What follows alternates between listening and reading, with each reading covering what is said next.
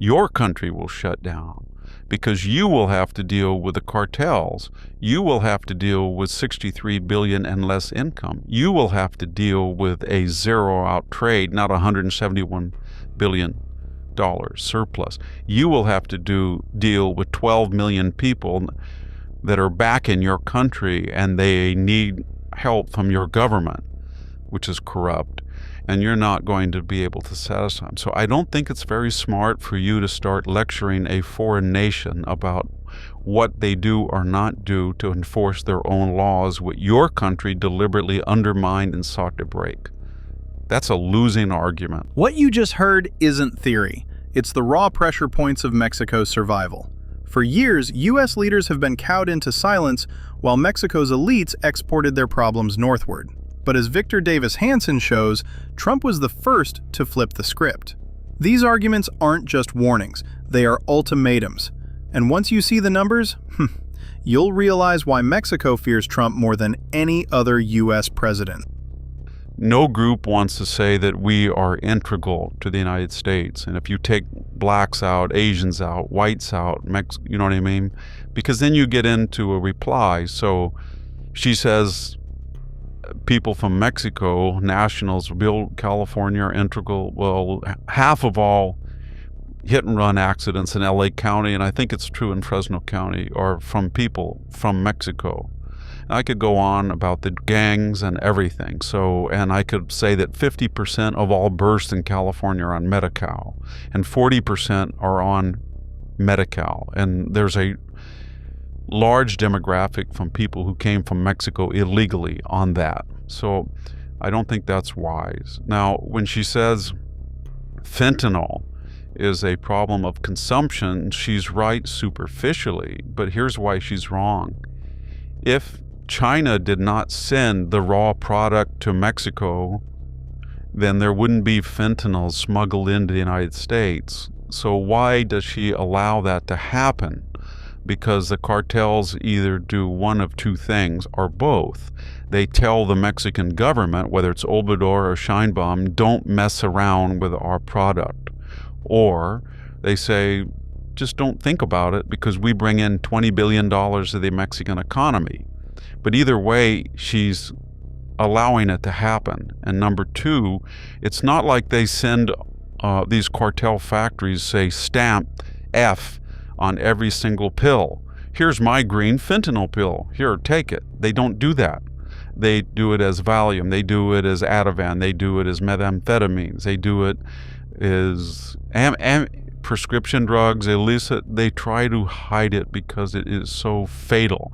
And they think that people, if they see an F on a tablet, will think, well, that can kill me, so I won't take it. And the market for the homeless people, 600,000, is not enough for them. In other words, they would kill their own buyer if they identified the product. In other words, there's not enough people who knowingly take fentanyl every day to support the cartels. So what they're doing is they're spreading it around to millions of people who inadvertently take it thinking it is a less toxic drug. So that's second. And then when Mr. Obrador said it was a beautiful thing that 40 million people came here, what is she agrees with that, but what is she basically saying is this: I need to send 1 million or 2 million a year to your country, and they're mostly indigenous people from southern Mexico in Chiapas, Michoacan, Oaxaca, south of Mexico City, along with people who are going through Mexico, and I have to send them there for 3 or 4 reasons.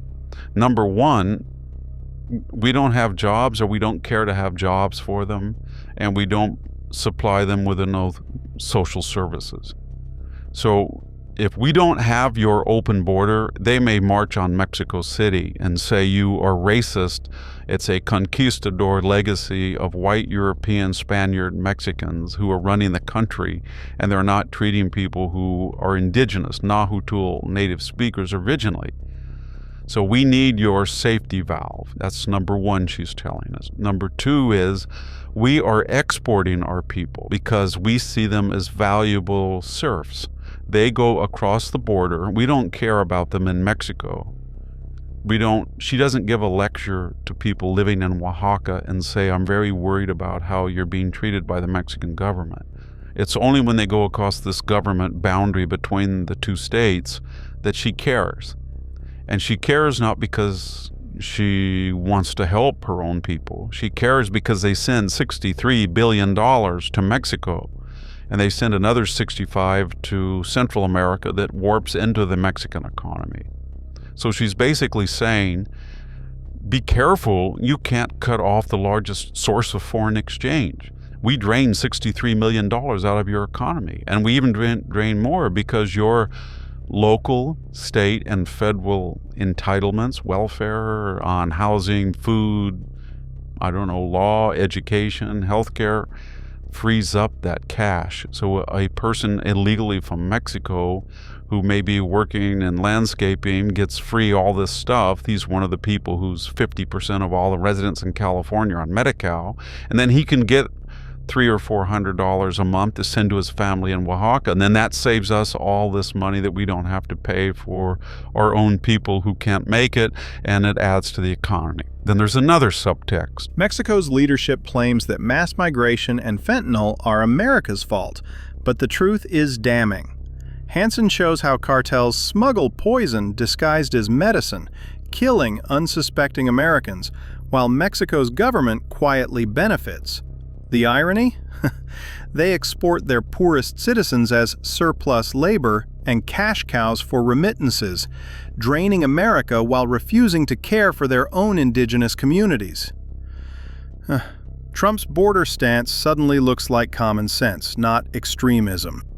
1 million people have self-deported, and there's another 200,000 who were already through the system and had received their deportation orders, or they were criminals. Another thing, there's an estimation there's 500,000 criminals.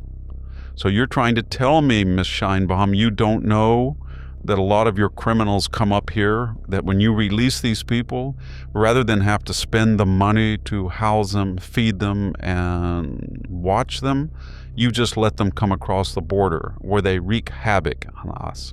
Number 2. Number 3, you're very worried because you run up $171 billion surplus on a supposedly free market NAFTA-like origins of our trade. And you do that deliberately, often through letting the Chinese circumvent our tariffs by sending you raw product, which you reassemble in Mexico as your own, i.e., and then you send it up here. So you do not pay that. So for you, it's a Frederick Jackson Turner safety valve to relieve social pressure. Number 2, you get rid of a lot of your criminal population. Number 3, you get enormous amounts, billions of dollars of remittances. Number 5, you don't do anything about the cartel. You blame the person who is a young teenager and he wants to take some Adderall pills. And he goes to a party and goes, I got whites. And then they find out that they're not whites, they're fentanyl that's packaged in Mexico to look like methamphetamines. And then you blame people for that. And so we don't accept what you say, and it's going to come to an end. And Mexico needs the United States. Let's just put it this way. If there was a wall, and there is going to be a complete wall, and there are no people coming from Mexico, and there are no people coming from who loses on that? She will say, well, you're having all this cheap labor. Well, I can tell you that the problem we're having right now is AI is taking over everything. And we are going to have a job glut. People graduating and they think they're going to be coders or going to be journalists, and they're not. We're short plumbers, electricians, roofers, and we only have a 62% labor participation rate. And number 2, everything is being mechanized. Like I said in an earlier interview, if I look at these almonds, what they're doing today outside the window, the shaking is automatic, the sweeping is automatic, and the pickup of almonds. And one guy is doing the whole thing. Here's the ugly secret no one admits. Their government deliberately uses America as a dumping ground. Criminals, cartels, and millions of desperate citizens are pushed north, not by accident, but by design. Why? Because it relieves pressure on Mexico, boosts remittances, and hides systemic corruption. Hanson tears through Sheinbaum's talking points, exposing why Trump's demand for a real wall wasn't cruelty, it was survival strategy.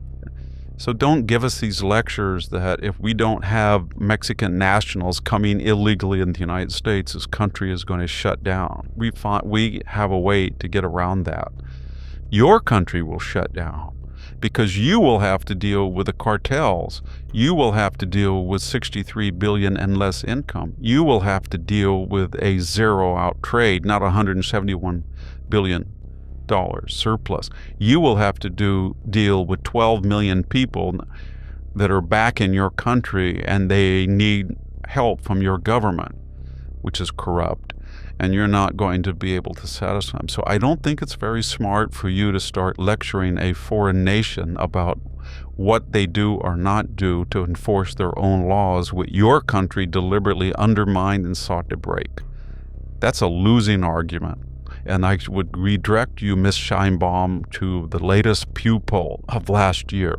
They ask people in Mexico and people in the United States, do you have a favored or unfavorable view of the United States? In Mexico, 61% favorable.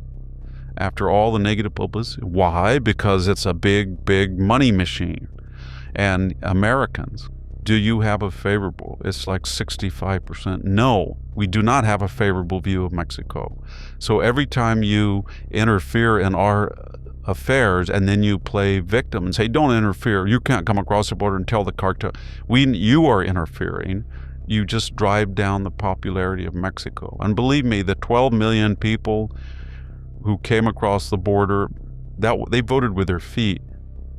And the 20 million that are here and will wave a Mexican flag, they're not going to go back to Mexico because your government is corrupt and you cannot provide basic, safe social services, the rule of law, etc. in that country. If America truly shut down illegal migration and ended one-sided trade, Mexico, not the U.S., would collapse. $63 billion in remittances gone. $171 billion trade surplus erased. Cartels turning inward on their own government. Trump's critics said America couldn't survive without Mexican labor. But this is where we flip the script, proving Mexico cannot survive without America.